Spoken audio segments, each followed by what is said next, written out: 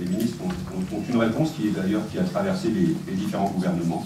C'était l'équidistance. La France ne prend pas position et garde une équidistance envers les deux parties.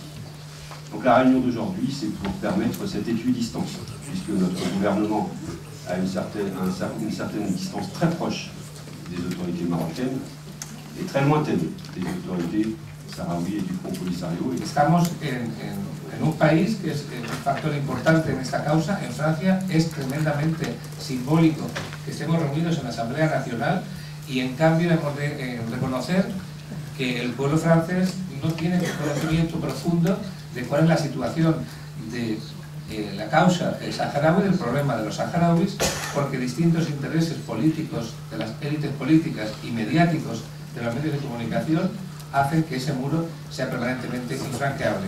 Aujourd'hui, on voit bien que par l'attitude de la présidence française, par l'attitude du gouvernement français, du ministre des Affaires étrangères, on voit bien que le Maroc a la toute-puissance et sa proposition d'autonomie a déjà acquis l'accord anormal, injuste, inadmissible du président de la République qui, dans une déclaration en 2007, avait considéré que c'était la proposition la plus intéressante qui puisse être faite jusqu'à ce jour. Vous vous rendez compte, contradictoire avec la résolution des Nations Unies, mais la proposition la plus intéressante. La politique de l'Union européenne concernant l'affaire du Sahara occidental reste loin des attentes et aspirations du peuple saharaoui. Dans l'immédiat, et pour créer un environnement favorable à la négociation, la répression féroce, arrestation, disparition forcée, emprisonnement par le pouvoir marocain des Sahraouis doit cesser. Les prisonniers politiques sahraouis doivent être relâchés et les libertés publiques et droits humains doivent être respectés au Sahara occidental. L'Union européenne pourrait conditionner sa coopération avec le Maroc au respect des droits humains au Sahara occidental. L'Europe se referme. On a vu au Parlement européen hier, je crois, ou avant-hier, hier, la loi de la honte. Enfin, nous, on appelle ça la résolution de la honte. La résolution qui crée des murs autour de l'Europe. Comme il a été créé un mur autour du Maroc, annexant les territoires occupés. Comme il a été créé un mur autour des Palestiniens. Il faut que ces murs de la honte, quand c'était un mur à Berlin, tout le monde savait s'unir pour dire il faut faire tomber les murs de la honte.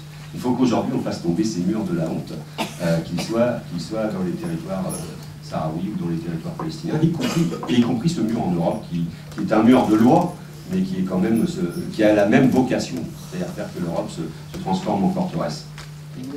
L'Europe a été le lieu de la fondation de ce droit international. Il est parti de là. C'était un élan qui se voulait démocratique, qui se voulait humaniste.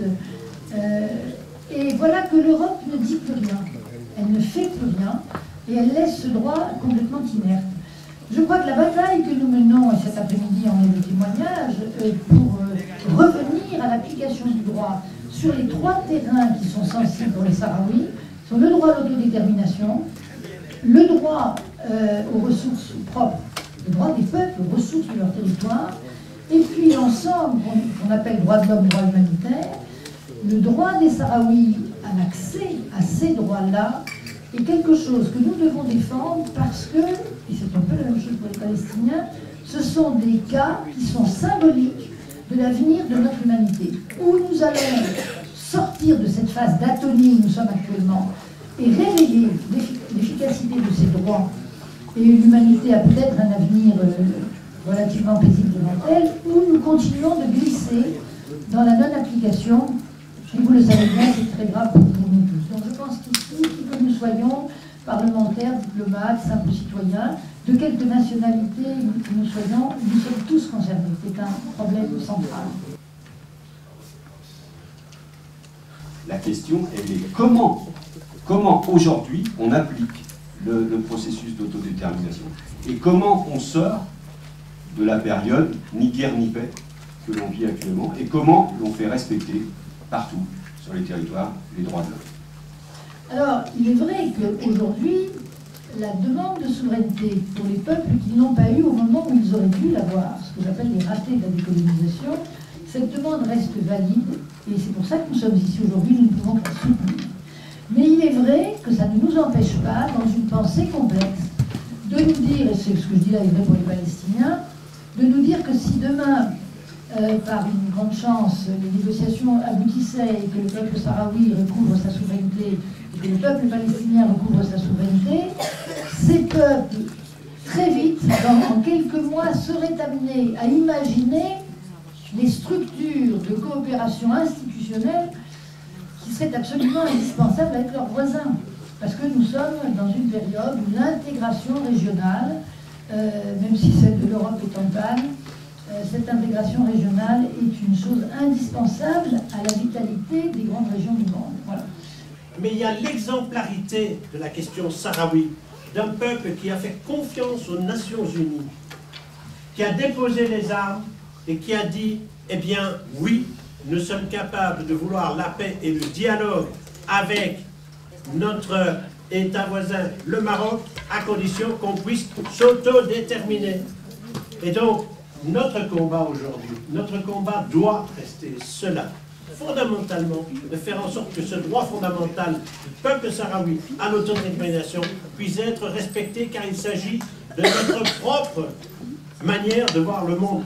Hace falta una presencia cada vez más masiva para que de una vez por todas podamos, con nuestra influencia, combatir de una parte el gran lobby de presión marroquí y de otra parte el gran silencio europeo que hace que el problema del Sáhara sea para unos un problema olvidado y para otros un problema desconocido. The time for speaking is over. We need action. We have been talking and talking for years, but nothing happens. We can no longer trust the international commitment in this. We have to take action. Each and every one of us. The Saharian people are relying on us now. So there's no more time for talking. It's action.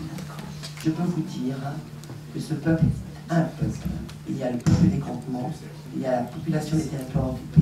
Et les deux, c'est le peuple sahraoui. Un seul. C'est les mêmes des deux côtés qui revendiquent les deux la même chose et de la même manière, c'est-à-dire leur droit à l'autodétermination avec comme représentant le Franco-Polisario. Et ça, je pense que c'est extrêmement important de savoir que des deux côtés, campements et territoires occupés, c'est la même famille, c'est le même peuple sahraoui. Une armée peut vaincre une armée, et une armée ne peut pas vaincre un peuple. Sahara occidental, il y a un peuple. Dans le territoire occupé, il y a un peuple.